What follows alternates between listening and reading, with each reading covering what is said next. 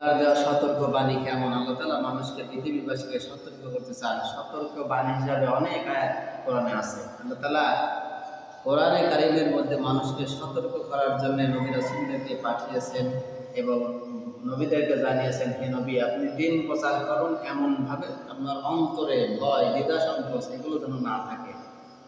আজ নবী নেই, আজ আলেমরা আছে, এরাও আল্লাহর কোরআনকে প্রচার করছে দ্বিধাহীনভাবে, নিঃসংকোচভাবে, মনে কোনো ভয় রাখা যাবে না। আল্লাহ পাক নবীকে এভাবেই বলছেন।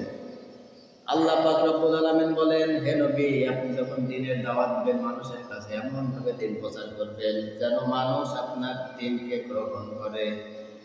তবে হ্যাঁ, কথা সত্য, এটা এমন হতে পারে সবাই আপনার দ্বীনের ডাকে সাড়া দিবে না।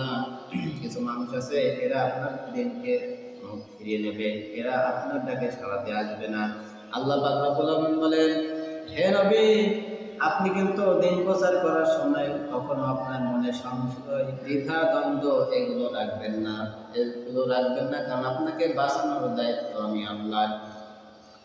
আল্লাহ পাক রব্বুল আলামিন বলেন, ইয়া আইয়ুহার রাসূল বাল্লিগ মা উনজিলা ইলাইহি মির রাব্বিক ফালা ইয়াকুন ফি সাদরিকা হারাজুন মিনহু লিতুনযিরা বিহি ওয়া যিকরা লিল মুমিনিন।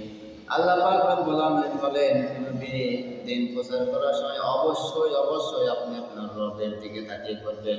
পৃথিবীর মানুষের দিকে তাকিয়ে কথা বলবেন না। কে বেজার হলো, কে খুশি হলো, কে রাগ করবে, কোন দলের বিরুদ্ধে গেল, এদিকে তাকিয়ে কথা বলবেন না। ইয়া আইয়ুহার রাসূল, হে নবী, বাল্লিগ মা উনজিলা ইলাইকা মির রাব্বিক, আপনি পৌঁছে দেন আপনার রবের পক্ষ থেকে যা আপনি আদেশ প্রাপ্ত হয়েছেন সেগুলো। ফালা ইয়াকুন ফি সাদরিকা হারাজুম মিনহু লিতুনযিরা বিহি ওয়া যিকরা লিল মুমিনিন, মনে কোনো সংশয়, দ্বিধা, দ্বন্দ্ব এগুলো রাখবেন না, কারণ আপনাকে বাঁচাবো আমি আল্লাহ। পৃথিবীর মানুষ যতই চেষ্টা করবে আপনাকে মেরে ফেলতে, ওরা পারবে না। কাফেররা যতই কৌশল অবলম্বন করুক, এরা পারবে না, কারণ আপনাকে সরাসরি বাঁচাবো আমি আল্লাহ। আমি আল্লাহ আমার কোরআন নাযিল করেছি, সেটার হেফাজতের দায়িত্ব আমি আল্লাহ নিয়েছি। যুগ যুগ ধরে কাফেররা যতই চেষ্টা করবে, এরা কোরআন কখনো পৃথিবী থেকে উঠাতে পারবে না। আমার ভাই, আল্লাহ তাআলা কি জানিয়েছেন আয়াতের মধ্যে? আল্লাহর দেওয়া সতর্কবাণী কেমন? আল্লাহ পাক রব্বুল আলামিন সূরা নিসা 4 নম্বর সূরার 23 নম্বর রূপের 165 নম্বর আয়াতে আল্লাহ পাক জানিয়েছেন।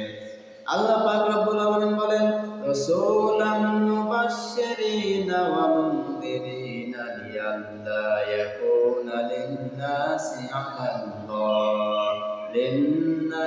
'আলাল্লাহি হুজ্জাতুন বা'দার রাসূল ওয়া কানা আল্লাহু আজিজান হাকীমা। আল্লাহ পাক বলেন, রাসূলাম মুবাশশিরিনা ওয়া মুনদিরিনা, সকল রাসূলকে আমি সুসংবাদ দানকারী হিসেবে পৃথিবীতে পাঠিয়েছি। ওয়া মুনদিরিনা, এবং ভীতি প্রদর্শনকারী হিসেবে পাঠিয়েছি। আমি বলেছি, হে নবী, আপনারা দাওয়াত দিবেন কিভাবে? মানুষেরা ভালো কাজ করলে, কেউ যদি ভালো ভালো পুণ্যের কাজ করে, তাকে আমি আল্লাহ তার জন্য জান্নাত রেডি করে রেখেছি, এটা নবীরা প্রচার করেছে। সাথে সাথে আবার নবীদেরকে দাওয়াত দিয়েছেন, হে নবী, আপনারা এটাও বলবেন, তোমরা যদি খারাপ কাজ করো, অত্যাচার, অন্যায় কাজ করো, তাহলে তোমাদের জন্য জাহান্নাম অবধারিত আছে। এজন্য আল্লাহ বলছেন, আমি নবীদেরকে সুসংবাদ দানকারী এবং ভীতি প্রদর্শনকারী হিসেবে পাঠিয়েছি। এরপরে আল্লাহ তাআলা বলছেন, লি আল্লা ইয়াকুনা লিন-নাসি 'আলাল্লাহি হুজ্জাতুন বা'দার রাসূল, এজন্যই আমি রাসূলদেরকে দুনিয়াতে পাঠিয়েছি, দাওয়াত দেওয়ার জন্য পাঠিয়েছি, যেন কিয়ামতের ময়দানে মানুষেরা অভিযোগ না করে, আল্লাহ আমাদের কাছে কোনো রাসূল তো পাঠাননি, কেউ আমাদেরকে সতর্ক করেনি। আমাদের যদি কেউ সতর্ক করতো, অবশ্যই আমরা ফিরে আসতাম, খারাপ কাজ করতাম না। এরকম ডাকাত কিয়ামতে অনেকে উঠবে। পৃথিবীতে আলেমরা তাদেরকে সতর্ক করে, কিন্তু মানতে চায় না।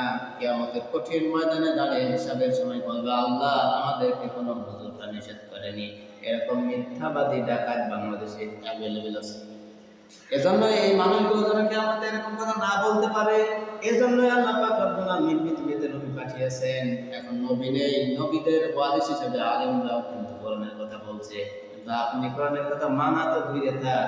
আবু জাহেল 180 মাইল বেগে বাধা দিয়েছিল, আপনি 280 মাইল বেগে বাধা দেন। এমনকি আপনি মাহফিলও পুড়িয়ে দেন, তাহলে আপনি হেদায়েত পাবেন কি হয়ে? হেদায়েত তো আপনার কপালে নেই।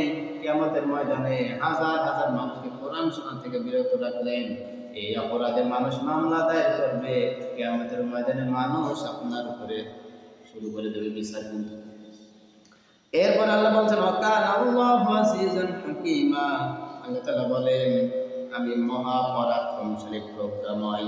পৃথিবীর মানুষ তোমাদের জ্ঞানে যতটুকু আছে এর থেকে কোটি কোটি গুণ জ্ঞান আমার আছে, কারণ তোমাদেরকে সৃষ্টি করেছে আমি। তোমরা আমার থেকে বেশি কৌশল অবলম্বন করতে চাও, কিন্তু এটা বোঝো না যে তোমরা সৃষ্টি আর আমি স্রষ্টা। স্রষ্টার থেকে সৃষ্টি কখনো বেশি বুঝতে পারে না। কিন্তু আমরা মানব জাতি এতটাই মগজে বিকৃত যে আমরা মনে করি আল্লাহর থেকে আমরা বেশি বুঝি। এবার আল্লাহ তাআলা কি বলেন? ওয়ালাউ আন্না আহলাকনাহুম বিআযাবিম মিন ক্বাবলিহি লাকালু রাব্বানা লাউলা আরসালতা ইলাইনা রাসূলান فنتبع آياتك من قبل أن نذل ونخزى। আল্লাহ পাক রব্বুল আলামিন সূরা তাহার 20 নম্বর সূরার 134 নম্বর আয়াতে আল্লাহ পাক জানিয়েছেন, যদি আমি তাদের হতে পূর্বে ধ্বংস করতাম, ওয়ালাউ আহলাকনা কাবলাহুম বিআযাবিম মিন ক্বাবলিহি, যদি আমি তাদেরকে হতে পূর্বে ধ্বংস করে দিতাম, তাহলে তারা কি বলতো?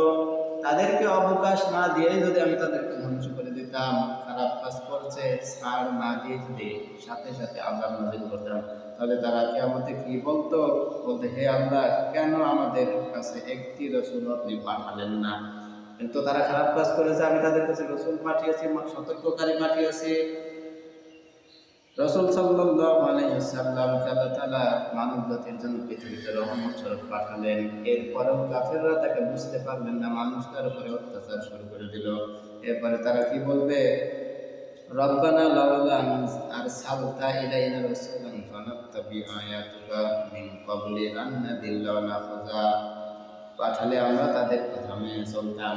কাফেররা ওই দিন আল্লাহর সামনে দাঁড়িয়ে বিচারের সময় বলবে, আল্লাহ কেন আমাদের কাছে একটি রাসূল না পাঠিয়ে আমাদের ধ্বংস করে দিলেন?